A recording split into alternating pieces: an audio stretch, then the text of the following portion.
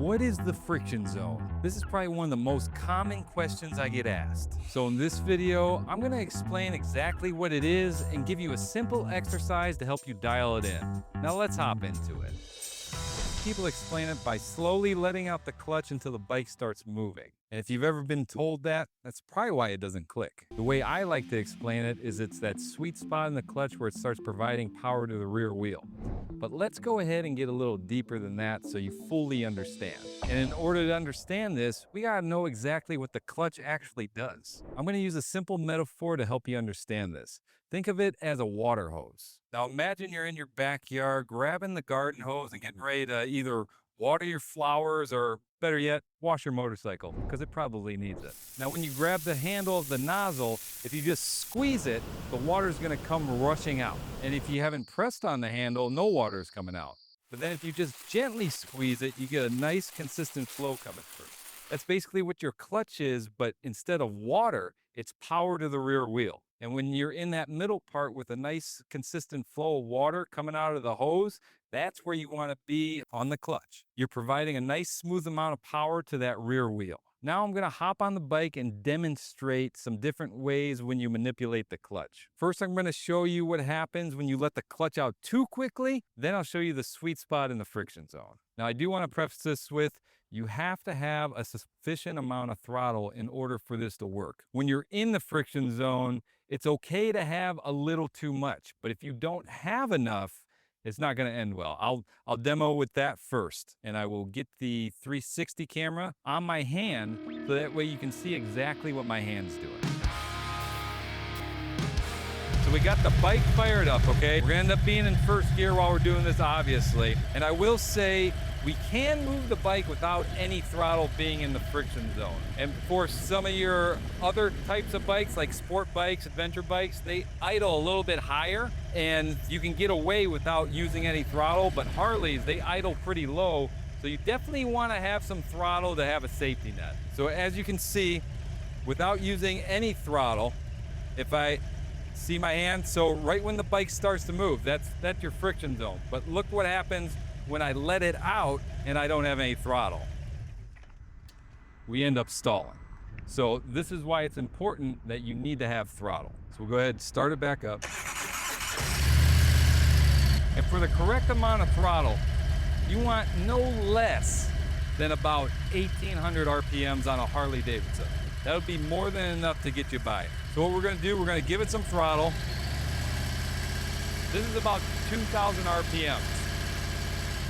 And the more you get familiar with it, you wanna listen to it. You don't wanna be staring at your RPM gauge. You will always wanna be hearing it, because when you're in the parking lot trying to make a maneuver or whatnot, you don't wanna have to pay attention to that gauge because you got a lot more other stuff to pay attention to. So we get the throttle up to 2,000 RPMs. Now watch my hand.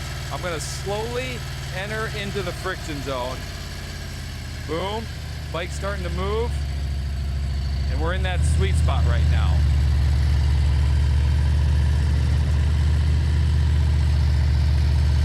Good. And now I'll demonstrate when you just dump the clutch and you got a lot of throttle. So we're at like 2,500 RPM. You end up lurching forward. And when we're taking off, you want to have a nice smooth takeoff.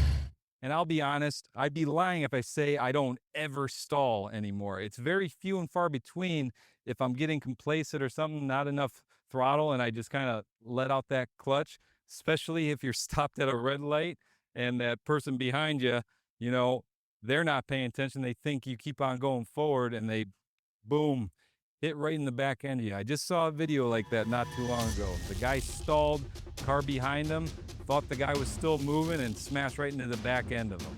Now let me show you this exercise about the throttle, okay? So I'm gonna exaggerate this a little bit with an extreme throttle. Now watch what happens. I'm at about 3,000 RPMs right now. Hear how high my throttle is?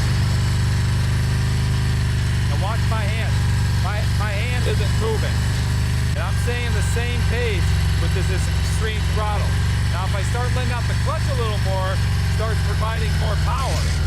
And now I end up moving faster. But if I keep that extreme throttle,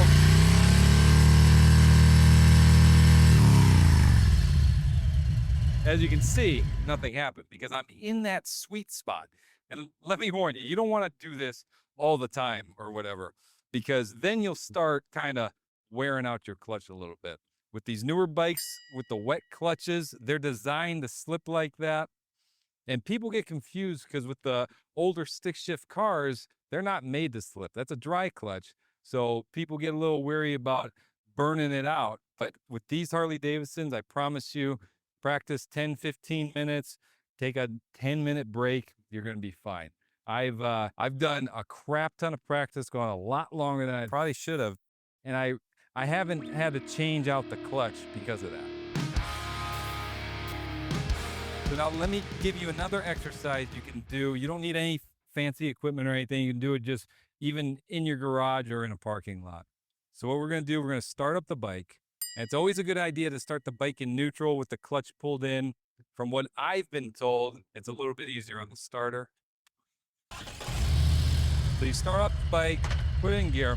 And what we're going to do, we're just going to search to find where the friction zone is. And we're going to keep the throttle up as if we were getting ready to take off.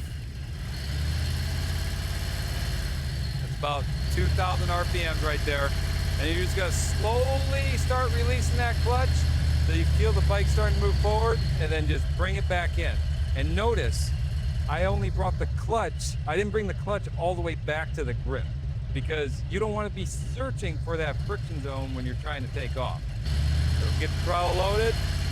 Boom, pull it back in just before the bike stops moving again. Do it again, and we're just going to do that a few times. Moving forward, come back. Moving forward, come back. Simple as that. And it's very important you don't bring this all the way back to the grip. Take for granted you're at a stoplight, emergency situation. I'm always sitting at a stoplight with my foot on the rear brake, clutch in right before the friction zone, and I'm ready to get the throttle up if need to. And you don't want to be searching for that in an emergency situation. You want to just be able to give it throttle and go and get the heck out of there. So what I want you to do is go out into the parking lot, practice that first exercise I showed you where you're going in a circle.